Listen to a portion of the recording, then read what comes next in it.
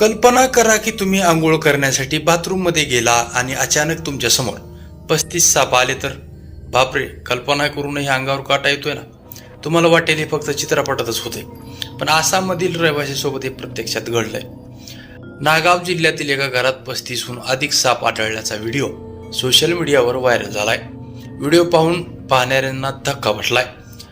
या शेअर केलेल्या व्हिडिओमध्ये एका मोठ्या खडकाच्या फटीमधून अनेक साप बाहेर पडताना दिसत आहेत. आता व्हायरल झालेल्या व्हिडिओमध्ये रहिवासी सापांना मोठ्या टाकीत गोळा केल्याचे दिसते.